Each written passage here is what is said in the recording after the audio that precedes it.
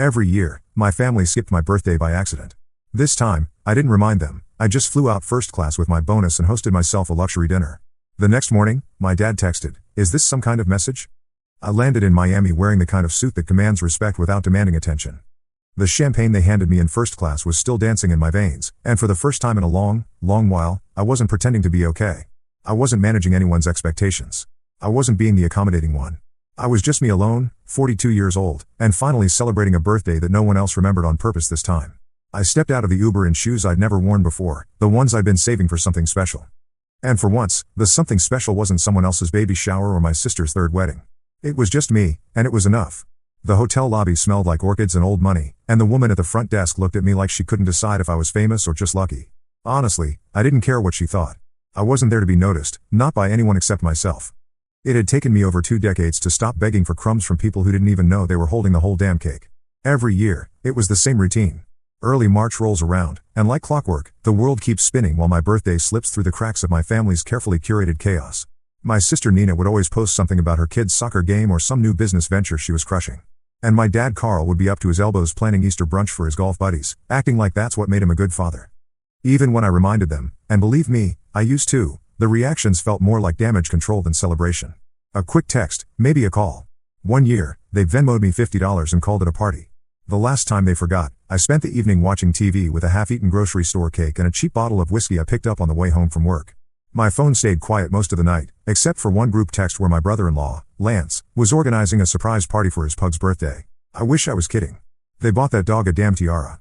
I remember sitting there staring at that text and thinking, if I died right now, they'd probably remember me as someone who always made things easy, someone who didn't ask for much, someone who smiled through being forgotten year after year. And that's when the idea started growing. Not a loud vengeful thing, just a quiet thought, like the first drop of rain before a storm you know is coming. What if I didn't remind them? What if I just let it happen and watched what they did or didn't do? And then came the bonus. I work in corporate marketing. Nothing sexy, but enough to live on. And when the company landed a ridiculous deal in Q4, the partners decided to hand out bonuses like it was Oprah's favorite things. Mine was more than I expected, enough to do something bold, not reckless, just unapologetic. I booked the trip that night. Miami, oceanfront suite, first class, spa appointments, a tasting menu at a place where the waiter probably says things like infused foam with a straight face. It wasn't about the money. It was about the message. Not for them, for me. The night before I flew out, I looked at my phone at least 10 times. I kept expecting a ping, a calendar reminder, a mistimed happy early birthday from someone who remembered too soon. Nothing. The silence was so loud it rang in my ears. So I turned it off, zipped my carry-on, and went to bed smiling. I didn't leave a note. I didn't post a hint. I just disappeared for the weekend like some ghost in designer sunglasses. And you know what? It felt like freedom. Not the kind you shout about, the kind that sits in your chest like a calm storm waiting for the people who forgot you to notice the gap you left behind. When I ordered room service that first night, lobster tail, caviar, and something green and expensive looking, I raised my glass not to myself, but to the guy I used to be. The one who used to cry in his car in the Walgreens parking lot because nobody called. The one who baked his own birthday cupcakes so his coworkers wouldn't feel awkward. The one who used to make excuses for his family because they meant well. I toasted him goodbye. He was gone now. And somewhere, back in suburban Illinois, my father was probably folding laundry or watching one of those cooking shows where everything's wholesome and nobody yells. He hadn't texted. Neither had Nina or Lance or my mom, who has barely shown interest in anything since 1998. It was March 12th, 42 years to the day since I came into their world, and not one of them remembered again. But this year, I didn't give them the chance to pretend they did. And here's the thing I keep asking myself, even now, if someone has to be reminded every year that you exist, do they ever really see you at all? Have you ever been forgotten by the people who were supposed to love you most? Did you ever stop reminding them just to see what would happen? Well, I did. And what happened next? It was delicious. When the email with the subject line Q4 bonus breakdown landed in my inbox 2 weeks before my birthday, I opened it without expectation, fully prepared for another underwhelming knot of corporate gratitude, something like a gift card to a steakhouse I'd never visit or a pathetically modest deposit that barely covered a tank of gas. But this time was different. The number I saw made me sit up straighter in my chair, blinking, making sure it wasn't a mistake or a joke or some line item meant for a different James in a different department with a fancier title in a corner office. But, no, it was mine. After 12 years of showing up early, staying late, taking on projects nobody else wanted, smiling through meetings that could have been emails, and keeping my head down while others took the credit, I finally got something real. It wasn't life-changing, but it was enough to shift something inside me, enough to open a door I'd been staring at for years, locked from the outside by guilt, obligation, and the endless tangle of family expectations. And for the first time, I felt like I had the key. I didn't even hesitate.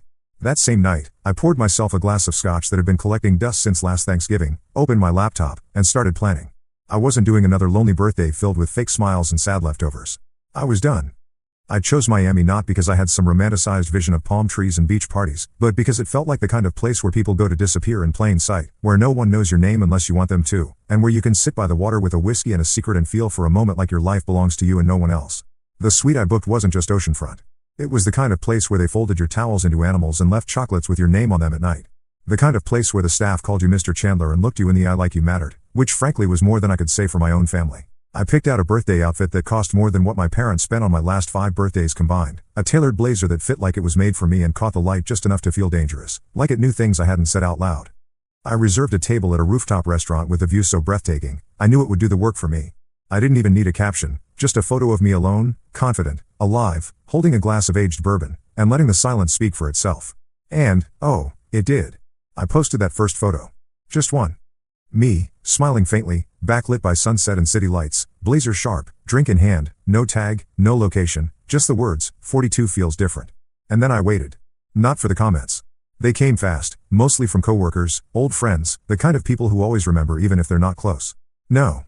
I waited for the silence from the ones who should have said something before they saw the post. The ones who always had an excuse, who always played dumb, who always claimed it was just a mix-up. First came the fire emojis from an old roommate, then a damn bro happy birthday from a college ex I hadn't thought about in years. And finally, hours later, after enough time had passed to confirm the gut punch had landed, I got the text from Lance. Wait. Was it your birthday today? I didn't respond.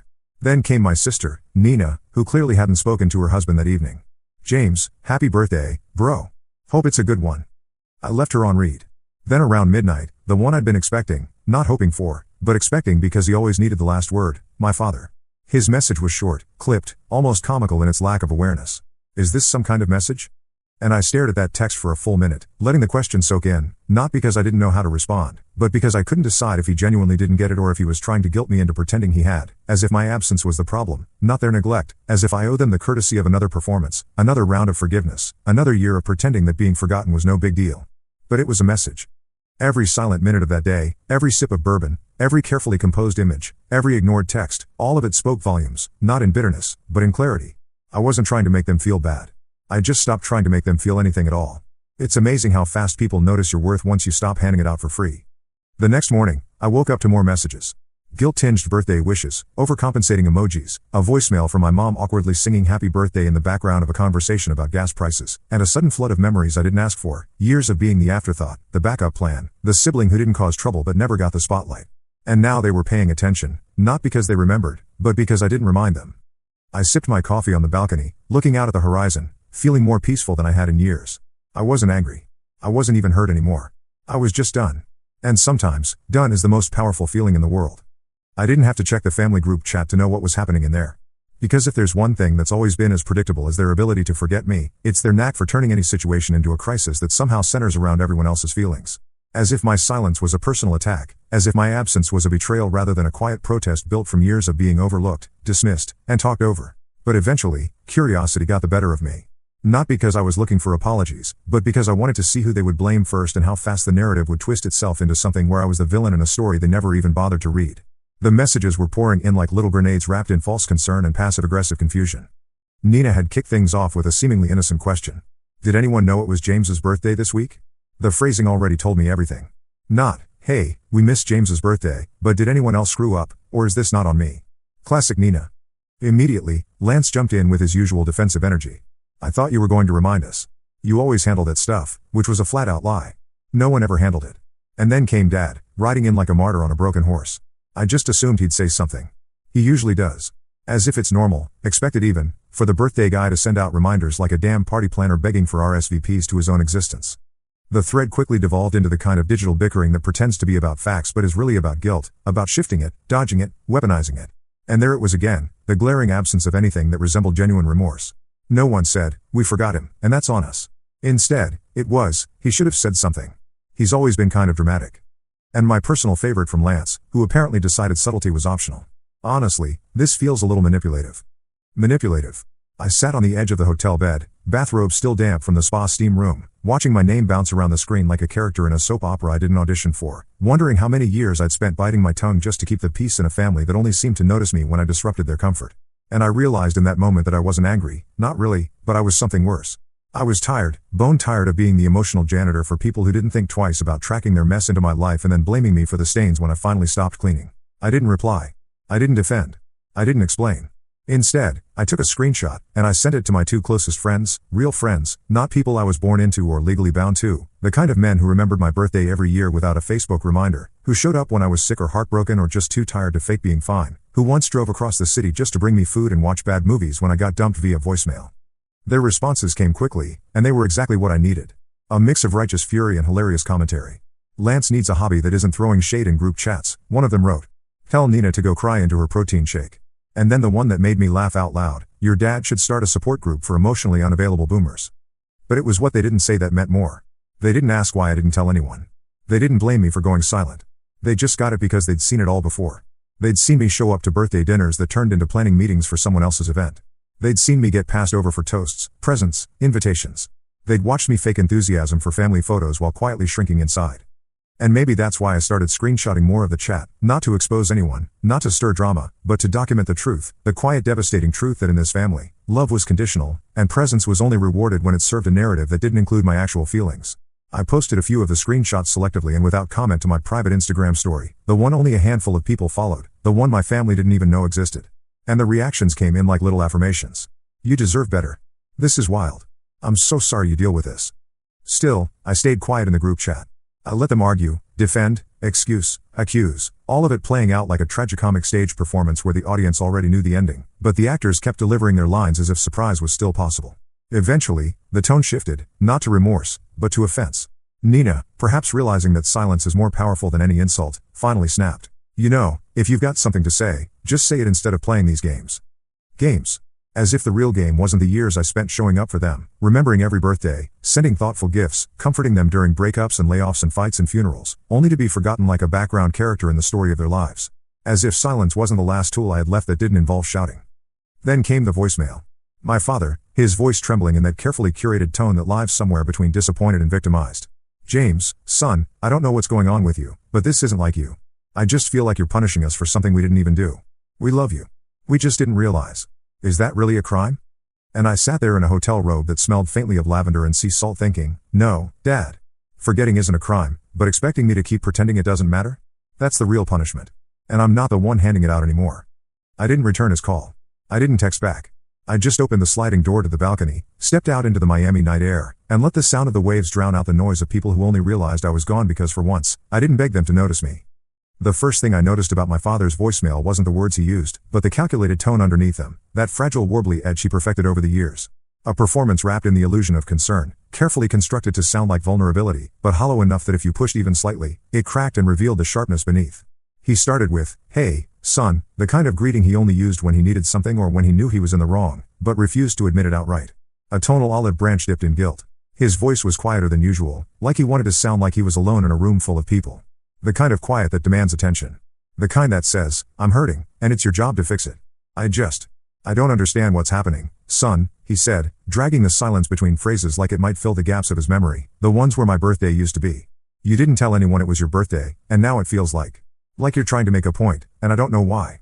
He paused there long enough for me to imagine him looking out the window or maybe waiting to see if I'd pick up halfway through the recording like I used to when I was younger and desperate for approval, but I didn't. Not this time. I mean, if you're upset, why didn't you just say something? He continued, his voice softening in a way that made my stomach turn because I knew that softness. I'd lived under it for decades, and it always came right before the accusation. I'm not a mind reader, James, and you know that. We've all been busy. Nina's been traveling, and Lance has been sick, and your mother. He trailed off like he always did when he needed to imply struggle without providing specifics, as if the implication alone should excuse everything. Anyway, we were going to do something next week. We didn't forget. Not really. Not really. Those 2 words caught in my chest like a splinter. Not really as in it doesn't count because you meant well. Not really as in forgetting only matters if you admit it. I paused the message right there because I could already hear the next line forming in my head before he even said it. The part where I became the problem, where my reaction, not their inaction, took center stage. I had heard that speech before in different forms, in different tones, on different occasions, birthdays, holidays, graduations, even the day I signed the lease on my first apartment and invited them over for dinner, only to be told last minute that Nina had something come up, and Lance had a headache, and my parents didn't want to drive all the way into the city just for a plate of pasta. That was the night I learned that effort, when coming from me, was always optional for them to acknowledge, that my milestones were somehow less urgent, less valid, less real. That night, I poured a second glass of wine, ate the dinner I had cooked for 4 by myself, and told myself it didn't matter, but it did. It always did. I resumed the voicemail. "I just think it's a little cruel what you're doing," my father said. And there it was, the turn, the softness evaporating, the real message emerging like a blade hidden in a bouquet. Posting photos like that, knowing we'd see them and feel bad. James, come on. That's not you. That's not who you are. And that was when I felt something inside me go still. Because he was right, it wasn't who I used to be. I was always the peacemaker, the forgiver, the one who smoothed over the awkward silences and made sure everyone felt included even when I didn't. I used to bend so far backward to avoid conflict that I forgot what standing upright felt like, but not anymore. I didn't respond to his message.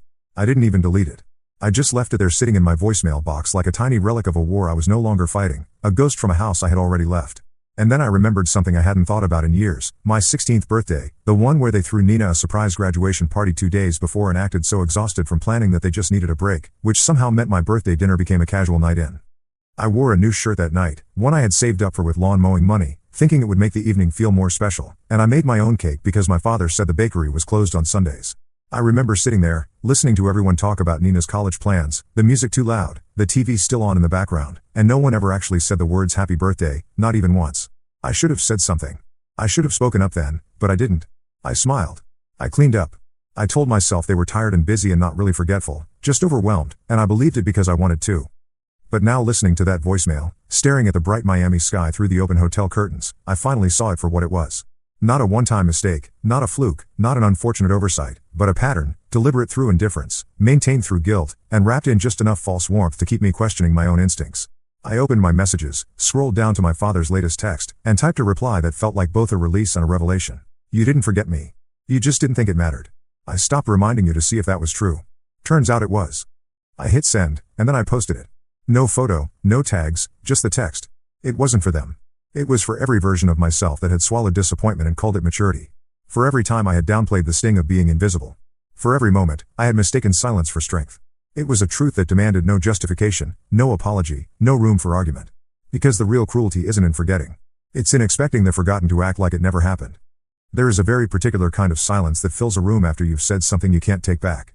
Not the kind that screams or slams doors or erupts into chaos, but the kind that sits still and heavy like smoke after a fire that burned longer than it should have and left behind nothing recognizable. That's the kind of silence I woke up to the next morning, the kind that doesn't ask questions or demand answers because everything that needed to be said had already been written in the space between words, in the tone, in the timing, in the absence of the usual half-hearted responses. No one texted back. No one called. No fire emojis.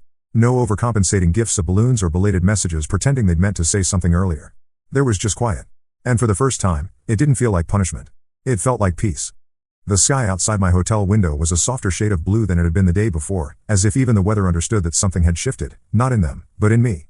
I had spent years, decades really, trying to figure out how to be the kind of son, brother, person who didn't make waves, who didn't demand too much, who didn't make anyone uncomfortable with his needs or his disappointment. I'd been trained without anyone ever saying it out loud to make myself smaller, not because anyone told me I had to, but because every time I took up space, it was met with silence or worse with guilt. And now here I was sitting on a hotel bed in a city where no one knew my name, feeling more seen than I ever had in my own house. The last message I received was from my father, and it came not as a text, not as a voicemail, but as a reply to my post. The one where I told the truth, plain and unpolished, without wrapping it in pleasantries or softening it to make it easier to swallow. He didn't comment publicly, of course. That would have required a level of vulnerability he wasn't capable of, not when it came to appearances. Instead, he sent me a message that read, "We can't believe you'd throw us away over a dinner." Over a dinner. As if the table, the cake, the candles, the toast, the things I never got were what mattered.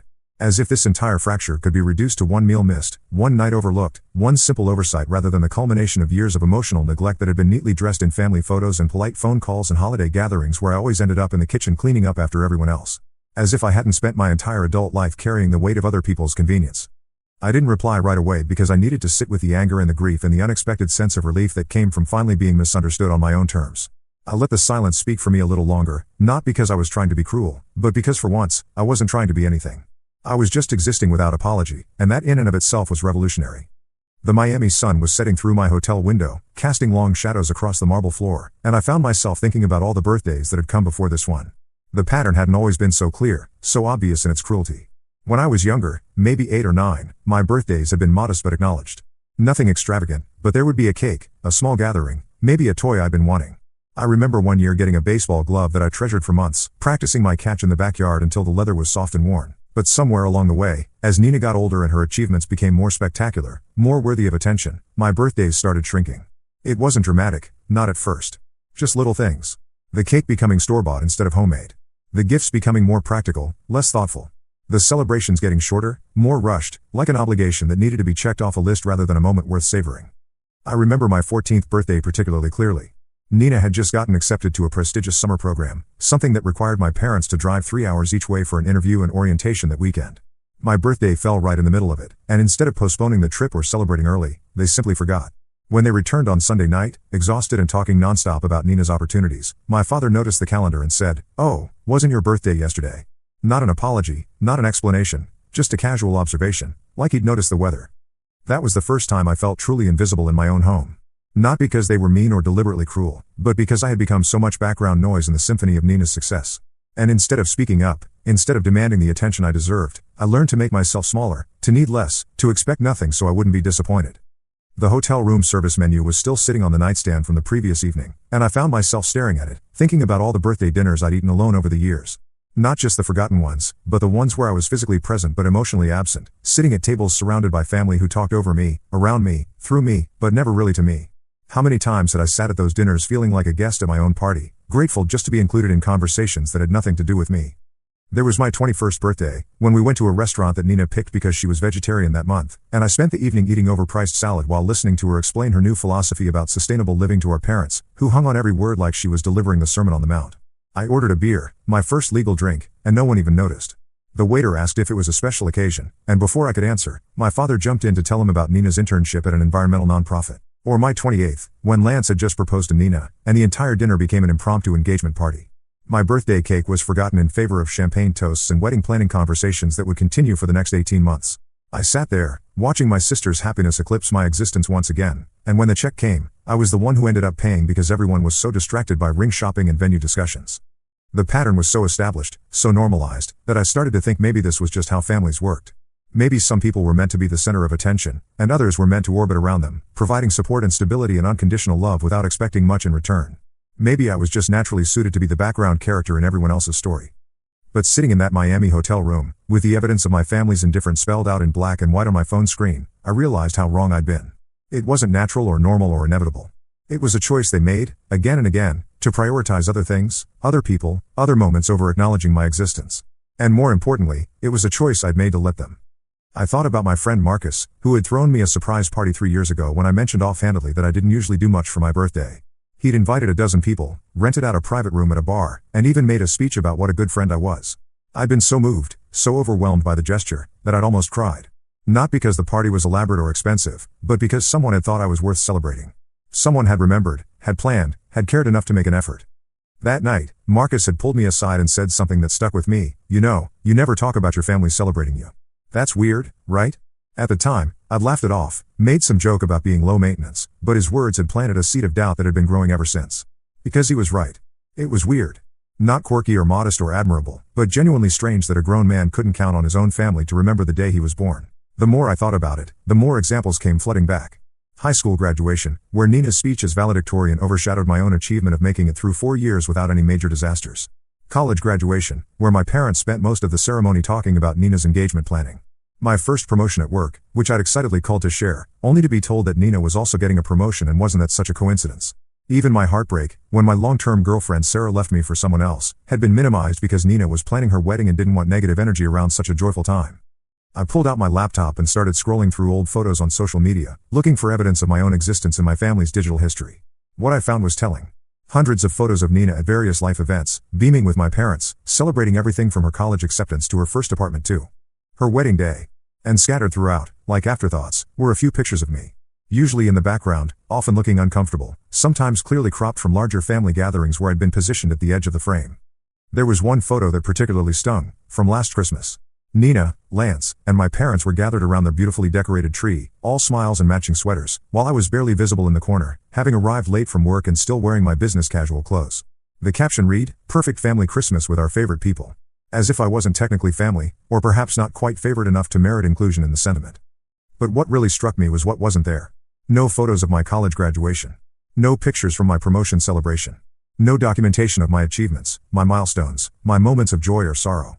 I existed in their digital world only as supporting cast, background decoration for the real stars of the family show. The realization should have hurt more than it did, but instead, I felt a strange sense of liberation.